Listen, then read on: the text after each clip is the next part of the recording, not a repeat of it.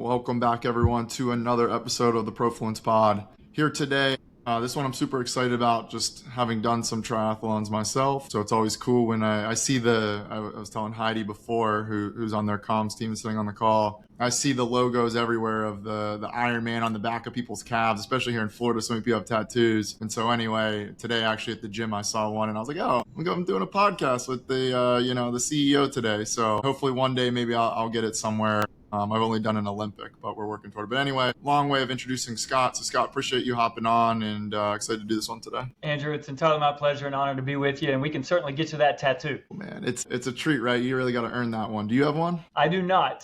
I have not done a full distance Ironman yet. That is on the journey. You've done the 73 though, I'm assuming. Yeah, 70.3s for sure. But I was not a triathlete before I joined the company. Oh, so that was part of they were like, hey, you got to do it to be, leading this thing too, which I guess it's not contractual, but it's part of the onboarding experience, let's say. And our team loves to sign me up for events without me knowing and then be jumping in. So it's a lot of fun. But across all of our sports, triathlon, running, trail running, et cetera, it's always fun to be a part of the community. And as you know, on the Ironman side, I think, we're the most tattooed brand in the world. And that speaks to, just how connected that community is to what we do. Yeah, we're going to talk a lot about identity, belonging, community today. We'll swing back around that. I think a lot of people, though, and we started with it, think of Ironman and they think immediately of triathlons and, I can bike and I can run, but I can't swim. That's what I hear all the time. But anyway, you guys have a bunch of other business units under the Ironman Group. Go into what else you're doing. I mean, this is not, single faceted, just triathlon's business. You have a lot going on. I think a lot of people would appreciate that context. I mean, aren't aware for whatever reason, at least not yet until they listen to this one. Yeah, absolutely. So the Ironman Group consists of multiple sports, multiple brands, and we'll do events in nearly 60 countries this year. So we're the largest organizer of participation sports, and we'll do in total about 265 events this year in nearly 60 countries. That cuts across triathlon, so Ironman and 70.3 predominantly. And then our running business, so think road running, but also trail running. So UTMB, which is the pinnacle series in trail running, in the sport of trail running globally, is part of our family, as well as a number of road running assets, marathons, half marathons all around the world. Just last weekend, we had what I believe is currently the largest road running race in the world in Sydney, Australia, with about 90,000 people in that race. So we have a number of road running properties, and then cycling and mountain biking as well, with our Epic series. Cape Epic in South Africa is effectively the Tour de France of mountain biking for many people. And so we cut across sport verticals, a number of brands, and certainly very global from a geographic perspective. Yeah, it's pretty incredible. And, how you piece it all together, I'm sure, is a daily complex challenge. I think one thing people don't realize, and I'm going to try to set this up correctly, but Ironman's been around for almost 50 years now, at least, as a company, which is really cool. I'm sure that'll be a big milestone here in a few years. But I think it was 1978 or something like that founding. That's right. But if you look at like sort of the waves of fitness, and I'm going high level here, and then we'll sort of tie this a little bit to your career and some of the stuff you've done. But like you had the regular fitness boom of like, let's just call it regular gyms. You pay $15, $20 a month, you get access to equipment, you go do that. We'll just say that's level one. Level two, which is where you were previously, and I'm curious sort of your experience, you're at Equinox, you're running things there. That was the next wave. It's a little bit higher premium membership. You're starting to add in the wellness and longevity and other things beyond just the equipment, some of the community aspect. And then is really where we're seeing a ton of time, effort, capital, money, whatever you want to call it going into. I'm calling it the next fitness wave, is really where you guys sit. Of now, it's an experience all around it. It's events, it's touring. It's not tied maybe potentially to just one real estate spot. And there's so much more into it. And that's how you get the most tattooed logo across the world, right? But you guys have been around for a while. And so it's sort of like, again, goes in cycles and things swing. I'm curious of like, where do you feel like we are at currently in the cycle? How are you guys thinking about it? What did you learn from Equinox? Like throwing a lot at you, sort of let you go spray and pray wherever you want to on that. But like, it's really interesting time and period of how it's swung and where you've been before and where the industry is moving toward. Yeah, Andrew, I think your observations are really astute. So it is true. So we were founded in 1978. The original finisher's T-shirt is actually That's behind cool. me on the wall here. That is John Collins. John and Judy Collins are the founders of Ironman, and married couple on Oahu at the time. With 15 friends, basically dared each other to see if they could swim 2.4 miles, bike 112, and then run a marathon all in the same day. That was the challenge among friends, almost like a bar bet. And the original finisher's T-shirt is that one right behind me. So 2028 and our 50th birthday is going to be an iconic year for our community for sure. But your observations about sort of the evolution of health and fitness and where we are in terms of that journey, I think are very astute. So if you look at the business as it sits today, there are three sort of macro trends that are defining this moment in time. One is people, especially young people, but people are investing in experiences more than things. And that is a common theme, and the experience economy has been maybe the last 5-10 years, but where the discretionary spend is going is all towards experiences. And yes, that can be in a fitness club like Equinox, if you create the experiences right, but also in terms of entertainment, sport, participation sports like us, those types of experiences, that is a trend that is very powerful right now and is, we believe, enduring. So that's one. The second trend is a commitment to health, fitness, wellness, longevity, whatever language you want to use. People today are investing in their health, their wellness, their fitness, their longevity more than ever. And that includes young people and old.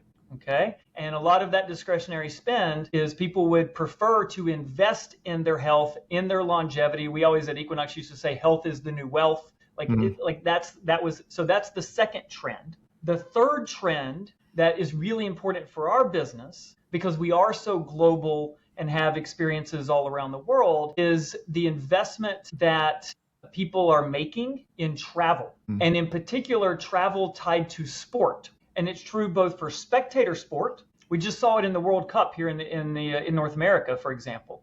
But it's also true for participation sport, where we are seeing people travel more than ever to participate in these experiences that we and others are producing. And so when you put those three trends together, experiences, health, wellness, and travel, in particular travel for sport, you get tailwinds that in many ways can explain the growth trajectory that we are seeing currently and we expect to continue. It's been the case since we were founded in 1978. It's just more than ever today. Yeah. And so we're seeing more players come into the market, innovation around the types of products and experiences that are being delivered. So it's not only the, running and trail running and triathlon, but it's also the High Roxes of the world, et cetera, that are really benefiting from these tailwinds. And I expect we'll continue to see innovation in this regard. Yeah, it's so interesting. And I think you broke it down perfectly. I'm curious, and you don't have to go super deep on this, but like, how do you stay ahead of things? Like, how do you make sure you're seeing the trends? Is it talking to consumers? Is it just reading? Like, I'm always curious how founders, CEOs, stay on top of things, themselves. For me, the most valuable source of learning insight is our athletes. And so it's about listening first and learning fast. And there are many ways you can do that, but that commitment to listening first and learning fast is something that we preach internally all around the world. And yes, we have every segment of consumer you could possibly imagine, but I've always found that the secrets, the key insights, the learnings always sit somewhere within, in our case, our athletes and our fans and supporters. And oftentimes they have the best ideas. And it's about us making sure that we are close to that consumer and listening and learning from them constantly. Yeah, it's the best. It's not always the most scalable, but it's definitely the best way to do it. And obviously the Ironman Group as a whole has done it incredible for a super long time. I'm curious on, like, we talk about what's happening currently, the trends we're seeing, experiences, longevity, just sort of summarizing a couple words, and like travel around sports. Any other inklings of things starting to show up of what's next, what people are wanting more of, what they're wanting less of? Like, it feels like we're right smack in the middle of this, but like, I'm sure there's some other things you guys are starting to see or hear from from people like, this is starting to happen a little bit more now? Yeah, I mean, one of the things that I'm really fascinated by right now and really is at the heart of our strategy, if you will, is we're not just an events company. Yes, we produce hundreds of events around the world. But if you think about our athletes, whether they're triathletes or trail runners or whatnot, they might participate or compete with us 2 times a year, 3 times a year, but they're part of the community. They're training year round. Even if this is your first time, right? If you're a first time 70.3 athlete or a first time Ironman athlete, you're training throughout the year and it's becoming a way of life. So thinking strategically around if that's how the consumer is engaging, then from a brand perspective, as well as our products and our experiences, it's not just the event. It's not just race day or race weekend. It's every day in between. And so one of the trends or themes that we're seeing is the expectation from our consumer, from our athletes, from our fans, that we're going to be engaging with them with media, content, products, services, experiences, not just race day, race weekend, but every day in between. And so that's fundamentally reshaping how we think about our digital platforms, about our media, about our content, about the collection of products and services that we offer, all the way down to even like the merch, right? So like if you think about the apparel, we used to predominantly focus on performance apparel, and we still do, right? But adding to that, the lifestyle apparel from footwear to clothing to hats, everything that you would pull together, the bags, right? Where this is something that you want to use every day, not just race day, because it's your community. It's a sense of belonging. It's a way of life. And so I think health, fitness, wellness, longevity, but also sport, right, is becoming a way of life for people. In some cases, it's a status symbol. In some cases, it's the community that you're attracted to and you want to belong to. And as companies like ours or an Equinox we all have the opportunity to cultivate that way of life and that community throughout the year, not just when somebody's in a fitness club or when somebody's at a race. Yeah, and talk to me a little bit more how you think of community. I've asked this question to a few groups, mainly multi-club ownership. They own, 10 minor league baseball clubs or 15 soccer clubs. And I've said, like, you guys all talk about community. How do you think about it? You've labeled some of the services, products you offer, the media, branding, constant, of like, hey, here's like sort of around it. But how do you guys actually think of community internal? Like, what's your definition of it? How do you intend to build it? Where do you think that's going? I'm always curious, like, to get to the nuts and bolts of like, okay, everyone says community, but like, what is it for you guys? Yeah. Yeah, I think at the core of community is a shared identity. And the question for every company, ours included, is how do you foster, curate that shared identity? And in our case, multi-brand, the communities are actually different, right? So when we think about the Ironman community, that community can be quite different than the UTMB trail running community. And that community can be quite different than the, rock and roll, fun run, community, right? But what defines each one of them is a sense of shared identity and belonging around that shared identity. And then there's all the strategies and tactics for how you foster that and how you curate that. But the question is, what identity do you want to curate, and how do you create that sense of sharedness? So in the case of Ironman, it's really around earned human transformation, right? What is the brand? Therefore, what does the community stand for? And when you walk through the airport or you walk into your fitness club and you see somebody with that tattoo, if you should watch when two of them find each other, right? Because they don't necessarily have to know each other, but now they have a shared experience, they have a shared identity. And the first question they're going to ask each other is, which one did you do? But they share this identity that they've earned that valor. They've earned that right. It's the hardest one-day endurance event in the world, and they've crossed that finish line, right? The shared identity that comes with that is the heart and the heartbeat and the soul of that community. And then the question is just how do you curate it? How do you foster it? How do you spark it and keep it alive? Yeah, it is one of the coolest things just around anything. It could be wearing a shirt of your sports team or that. Like, that's to a whole nother level, right? That's right. Now, how do you think about there's so much value in how hard it is, I guess we'll call it, right? Like, I mean, I've done an Olympic. It's just for people that aren't familiar. I think it's a 10K, 10K run, 25-mile bike, and it's like about a mile swim, right? And it was challenging. I trained for 2 months maybe, like, but I'm a former athlete, so it was fine. But like a 70.3 is a whole nother level. They essentially double at everything. So that's, I think, a 50-mile bike, a 20K run, and a little bit, the swim doesn't like increase as drastically as the other ones. But like there's a shared around the Ironman of like, yo, this is very difficult, with the full one being a full marathon and 120 or whatever mile bike and 2-mile swim. Yeah. Now, how do you get more people like participating in things without also demising like the valor that comes from how challenging it is of like, no, that's a true Ironman? Yeah, so it's an art and balance and or it's art and science and a tricky balance. And so in part, the harder endurance events like an Ironman or a 100-mile UTMB race, because the barrier to entry is completing and finishing the experience or the thing itself, there's a bit of protection there because you do have to earn it, right? And so it's hard to sort of, what some in the community would say, stolen valor, right? You're not going to get the tattoo unless you've actually done it, right? And so there's a little bit of protection there. But what we want to do is create a pipeline. Very few people wake up, even if they're athletes or whatnot, very few people wake up and they say, hey, you know what I'm going to do tomorrow?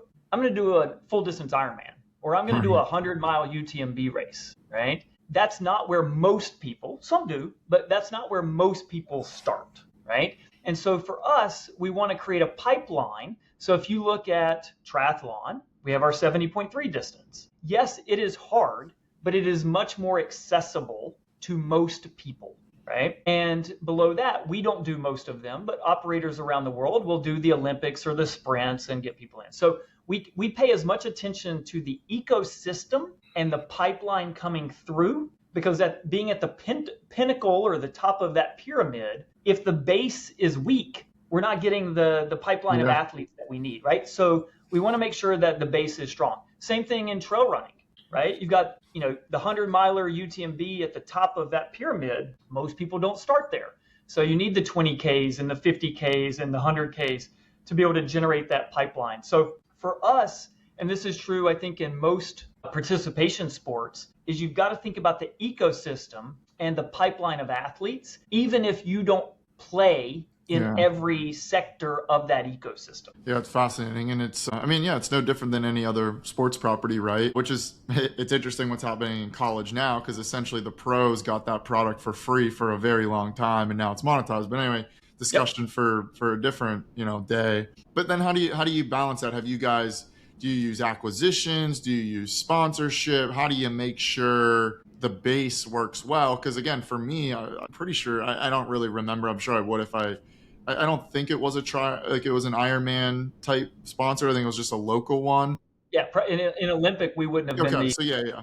But like you still see a ton of, the Ironman logos and tattoos. So that's probably where it's just like ingrained in my brain. But, how do you still foster those? Like what's your strategy there to make sure the pipeline's strong? Because again, like my natural one, I wouldn't do another Olympic. I'm going and I plan to, I'm going to a 70.3, right? Yeah. Right. Like I'm only going up now because it's like, oh, it was good. It was hard, but like I need to push myself more. You can do more. Yeah.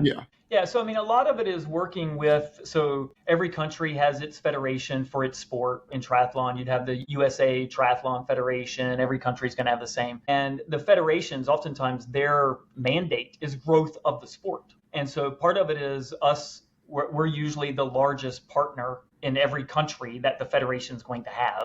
And so a lot of it is us working with the federations to think about creative ways that we can collaborate to help grow the sport, even if we're not the ones operating the events. We can do education and training for race operators and directors, where we take best practices that we've learned and share those with race directors. A lot of our race directors, for example, sitting here in the US, they not only direct our races, our 70.3s and Ironmans, but they'll also operate and direct Olympic and sprints in their local communities and things of that sort. So we can help curate the education, the training, and the capabilities. But certainly coming out of the pandemic, that ecosystem was really fractured, especially here in the US. because in Europe, for example, there was a lot of government support for the really small businesses. In the US, you had less of that. It wasn't zero, but you had less. And so a lot of the small operators that were doing your local community events, they found it really difficult to sustain that and come back post-pandemic. Last year and more this year is the first year that we're starting to see that growth back into a lot of those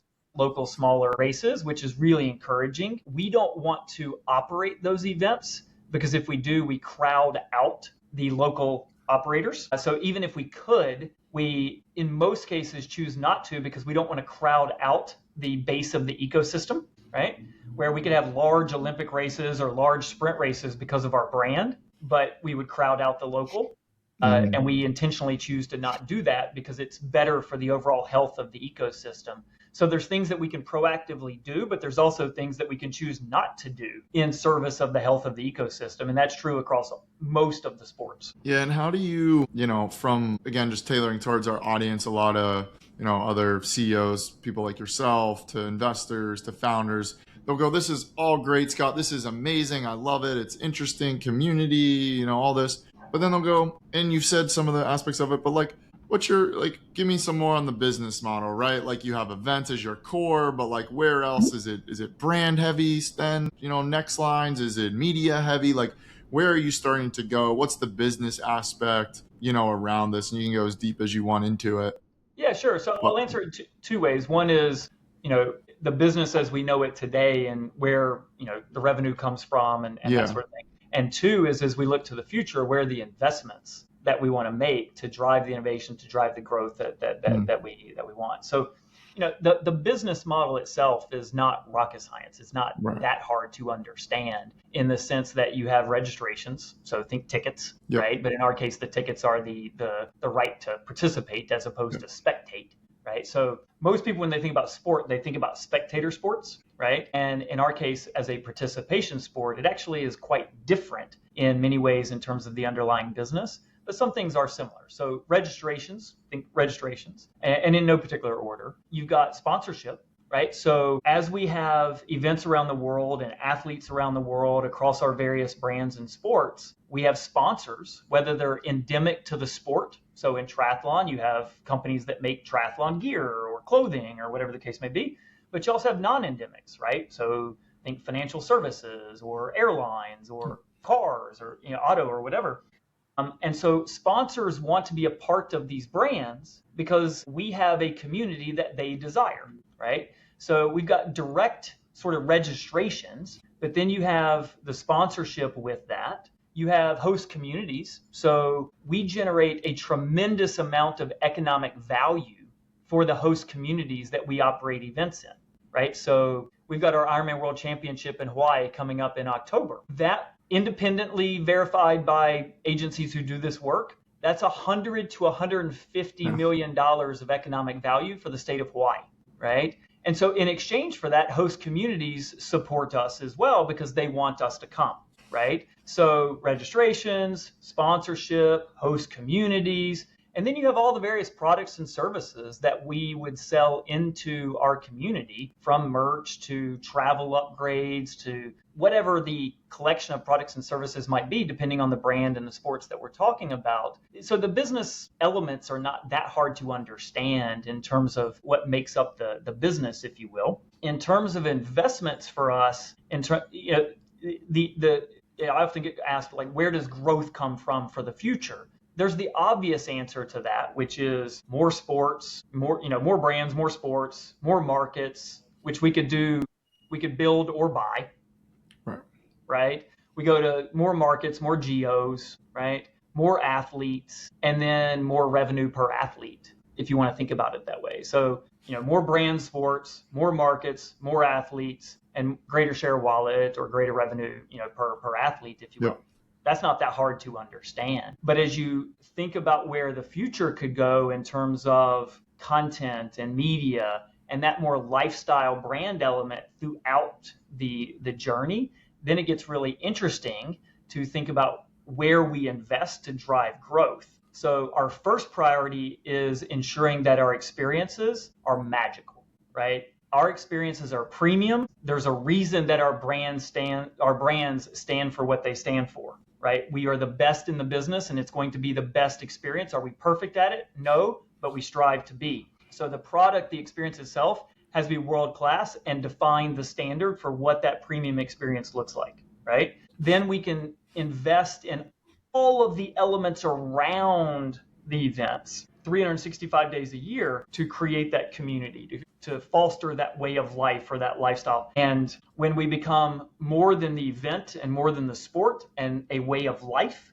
that at its core is a lifestyle brand built on a shared identity and community. And so that's where a lot of our investment is around the events themselves, world-class, and then all of the experiences around it, from digital content media to service to the products and services that we offer to elevate or upgrade the experience. The whole collection is where we invest to drive growth. And when you take that strategy and pair it with those macro tailwinds that we were talking about, it's not an accident that those investments tie very closely to travel, to health, fitness, wellness, longevity, to the production value and quality of the experience, right? Because I don't want, like, it's pretty easy to actually get somebody to do their first event. I care about getting you to do your second one. Yeah. Right. And so that experience, when you hit that start line or you cross that finish line, I need magic in your eyes because I want you to come back. Yep. Right. And that's where the community piece is so important. Yeah. Well, like that's where golf does it well. Every now and then the universe gives you a birdie and you just keep coming back for years. And so it's like, what's that little thing for Ironman, which you guys have done a good job of? Sort of, it's basically tied to that a little bit, and there's two-part question to it, but I'll start here. Like, how do you think about, and this is just me, there might be other audience members that know this answer, but I don't really know who the top Ironman triathlete is in the world. I don't know, right? Sure. But you asked me about football or basketball, or I actually don't even know that much about hockey, but I can name Connor McDavid and Sidney Crosby and how are you guys thinking about building up some of the top athletes then? Or is it actually doesn't matter? You know, we do our thing and that's for the Olympics or whatever. I'm curious how you think about that of then building up sort of the top folks. And then I'll sort of ask my second part after you go on that. No, it's a really good and important question. So in 2024, I'll take Ironman first, and we can talk about the others if you're interested. But in 2024, we launched our Ironman Pro Series. So if you think about the start line of a race, so like we have an Ironman race in Kalmar this weekend, and it's an Ironman Pro Series race. But of the roughly 3,000 people that'll be racing that race, 2,900 of them are people like you and me. Yeah. Right.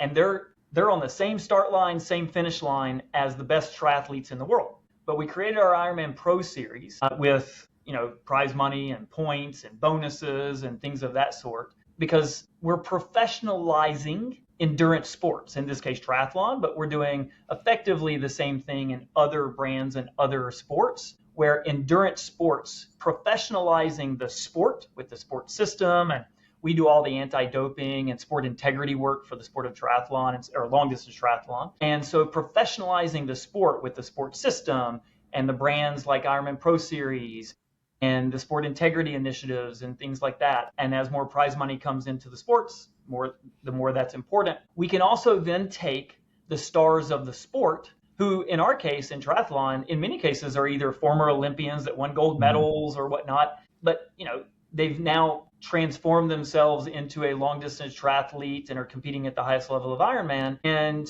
they have their own brands, they have their own communities, they have their own following. And over the last couple of years, with the creation of the Ironman Pro Series, we've created a platform that enables us and them to help build their brands. Now, the NFL, the NBA was not created in a day, right? So this is a long-term investment of where the sport can go. But these are the best athletes in the world. I mean, Christian Blumenfeld has the highest VO2 max in the history of human history. Like, he's arguably one of the best athletes, not just triathletes, ever, right? And we could go down the list, and we have an opportunity to elevate the platform for the sport and for them as athletes. And they may not be household names in all cases, but they do have significant followings within our niche community, right? And so it's not as mainstream as basketball or American football yet, right? It's a bit more of a niche community, But as we grow that community and bring more people into the sport, these are the stars of the sport, and they will be held up as such if we create the right platforms. And we've got to make sure that we professionalize the sports in the right way so that they are scalable and we can grow them as a sport and as individuals within the sport. And so we're doing a lot of work to create the right systems, to create the right brand, the right platform for our athletes, because these are the very best athletes in the world. And the thing that's unique about our environment is, I mean, I don't know about you, but they don't let me on the court at an NBA basketball game. Right. They don't let me play, in the NFL just because I like to catch a pass every now and then. You can do that in our sports, right? Yeah. You get to interact with them. And so we're using that unique element of the sport to create connection and fandom between our professional athletes and the very passionate age group or amateur athletes that we have, because that's a unique element that you can't really get anywhere else. Yeah. And they can actually help you a little bit too, because it's not as like, Steph Curry can only help you with your shot so much, whereas a top triathlete can actually be like, you got to do this a little bit on the biking, or like you can actually, which is pretty cool. The Pro Series makes a ton of sense. And on that, I want to go to that from like a basketball lens. I played in college and I was a good player, but my roommate played in the NBA. Like, it's just, there's a whole nother layer, and he's not, like, he's barely made it. And so you just, like, I know how good like the top guys really are. When I did it was just an Olympic. But again, when I did it, I thought I did pretty well. I trained for a few months. I ended up coming in 5th place, but the person in first beat me by like 30 minutes. And I'm like, that's next level, but it's probably not even close to anything. Like, just give people a sense of how good, like the person that come in October out of Hawaii that comes out on top, male, female, like to me, like it's the nice thing about the sport is it actually, from a gender perspective, can be very equal in a lot of different ways in terms of, depending on the segment. But like, how good are those athletes? Just to put some perspective of like, cool, you can go do a race, but like, there's a whole nother level to this thing. Yeah. And well, there are a couple things embedded in your question. So, and I'll come back to just how impressive their performance is to give people a sense of what the top of endurance sports looks like. But you mentioned something that I think is important in terms of men, women, and the platform that we've created. Ironman is one of the few sports in the world where we've had equal pay, men and women, since we started paying professional athletes. And so, and pay is just one element. When we think about our media and our broadcast, we think about it very similarly around how do we create equitable platforms between both men and women, because we're trying to grow the sport. Right. And that equitable playing field is important for us as we think about how we grow the sport. So that's one of the historical artifacts of Ironman as a sport that I think is, from a leadership perspective, is something that we often can take for granted, but something that we need to continue to work on. To put in perspective, the professional athletes who win, say in Kona in a couple months, after swimming 2.4 miles and after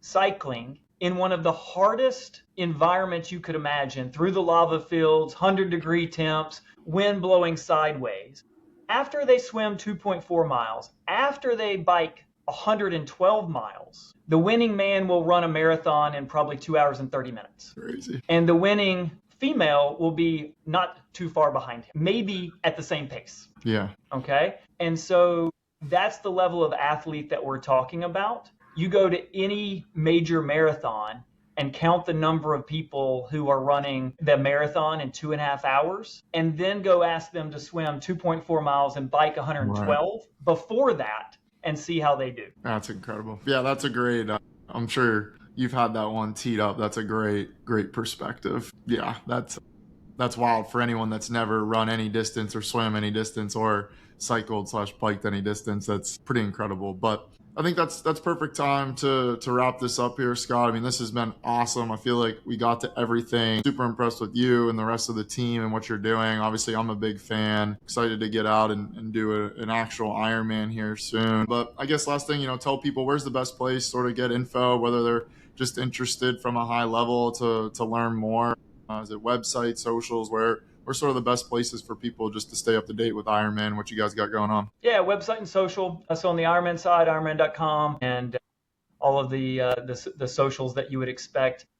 We broadcast all of our Ironman Pro Series races globally on YouTube, and it's not behind a paywall. Everybody can watch. We want to grow the sport and build the fans. And for our other sports, whether it's UTMB or rock and roll or epic series on mountain biking, or if you want to participate in the world's largest run, you can go down to Sydney at City to Surf. And so any of our brands, depending on what people are passionate about. But at the end of the day, we just want people to embrace the belief that anything is possible. And at the end of the day, we're about creating experiences that inspire, create community, and unlock potential in people's lives. And if people want to be inspired and find a community, they should come out and join us. I encourage as well. And also for everyone that sleeps on Tampa from a sports or business or financial perspective, it's the up and coming city. So you got Ironman headquartered there as well. So anyway, just a tidbit for all our Tampa folks. Yeah, we're proud Tampa residents. I love it.